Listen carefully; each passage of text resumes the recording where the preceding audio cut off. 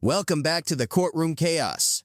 Today we've got a wild self-represented defendant who thought court rules were just suggestions. Mr. McLoud is about to learn the hard way that sovereign citizen theories don't fly in real court. Buckle up, this one's packed with drama, a crushed ego, and a judge who's completely done. For failing to appear on July 9th at 9:30 a.m. for a 50-day circuit court hearing. You've got the right to a hearing on that allegation where it would need to be proven beyond a reasonable doubt, and the right to the assistance of an attorney at that hearing. If you are found to be in violation, if you are found to be in contempt, I could jail you for up to 93 days. I could fine you for up to $7,500 or both. I can also revoke your bond if you're not complying with the terms of your release. Do you understand the rights and penalties that you have in front of you, Mr. McLeod? Sure. I was under the impression that this was all going to be over with by now that we're Nope. agreement. All right, Mr. McLeod, and also, so you know the rights and penalties that I outlined for you. You understand those? Yeah. All right, Mr. Varga, do you know how he wishes to proceed? No, he indicated he would enter his own plea. Mr. McLeod, you're indicating you want to represent yourself? Well, I thought that can I say a couple things first? No. Okay. You can answer my questions. Sure. Are you saying you want to represent yourself? They have been doing that the whole time. You've been doing that the whole time. Under Ferretta v. California, 1975, U.S. Supreme Court, defendant has the constitutional right to represent himself. He has, in this case, unequivocally asserted that right in prior hearings and validly waived his right to counsel. However, self-representation may be denied where the defendant disrupts, unduly inconveniences, or burdens the court and the administration of the court's business. That's 1976, Michigan Supreme Court, People v. Anderson. Classic move, thinking the case just disappears if you ignore it. The judge is already laying out serious penalties, up to 93 days in jail, a $7,500 fine, or both. Who do you think is in the wrong here? The defendant who keeps dodging the system, or the court just trying to do its job? Even the Ferretta case, the U.S. Supreme Court said the right of self-representation is not a license to abuse the dignity of the courtroom. Neither is it a license not to comply with the relevant rules of procedural and substantive law. Here, while representing himself, defendant refused to accept mail from the clerk's office. When that happened, I directed staff to resend the mailing directly from the court, giving him the benefit of the doubt. Because he was representing himself, he would surely accept something from the court. He again refused, writing in red lettering on the envelope, return to sender, and offer to contract is denied.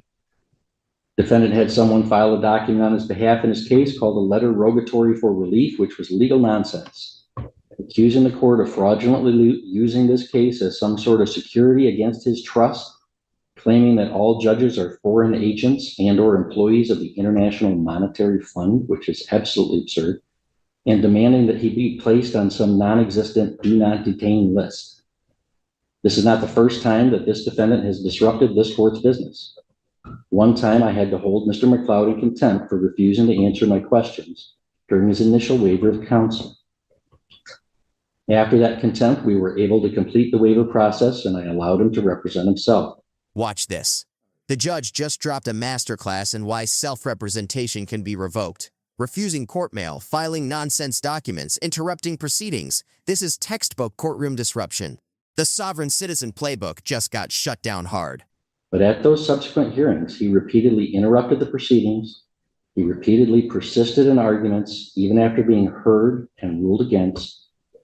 And now he has refused to participate in the court process by rejecting court mailings while purporting to represent himself.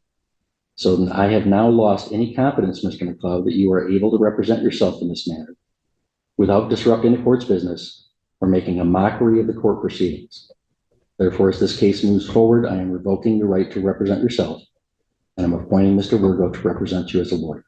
Okay, let's just do Virgo here. If the Office of Assigned Counsel determines that Mr. McLeod is not indigent or is only partially indigent, that office may petition this court under the applicable statute for contribution from Mr. McLeod for the costs of representation.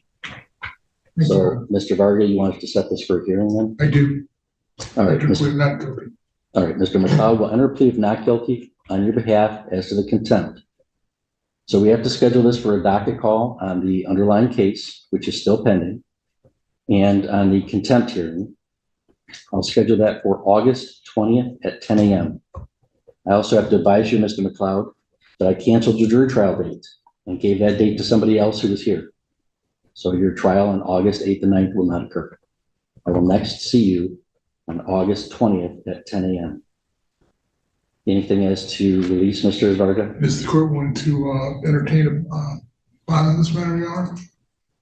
It's my understanding Mr. McLeod is a local resident and he has met, with the exception of the last court date, that he tells me that he thought the case was resolved, although obviously it was not. He has appeared for most of his prior court dates. All. Okay. And he's employed locally, Your Honor. I think perhaps if the court would set a modest monetary bond, that would ensure future. Will not happen. Thanks, sure. Mr. Juliet? And I would ask that bond remain revoked. He is, what I'm told, rejecting the court's mailings of the notice to appear. I mean, I think that's just a blatant violation of Can I speak on that? the Denied. The judge is not playing games today. Not only is self-representative revoked, but now we're heading into bond arguments while the defendant tries to explain why he wrote contract denied on official court mail. This is getting painful to watch. court rule. So he's made it clear he doesn't want to take this serious. I would ask that bond remain revoked. All right, Mr. McLeod, is there something you wanted to tell me? I wanted to speak on that, the mailing stuff. I do that with all my junk mail, and I'm really sorry if that happened to one of your letters. Don't make it worse by lying to me right now, Mr. McLeod. You wrote clear things on that mailing that indicate sovereign citizen types of defenses that you thought you were asserting. It's not that this was junk mail. Don't make it worse. Don't make it worse by lying. I apologize to you for maybe listening to some of the wrong information when I don't. Well, you're a grown person, Mr. McLeod, and I hope you're learning an important lesson in civics. Can I just say this? You said what you wanted to say. Before you make your decision, can I say this?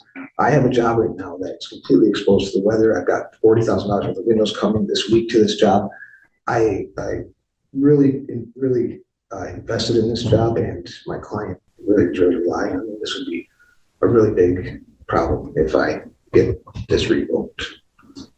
At this stage.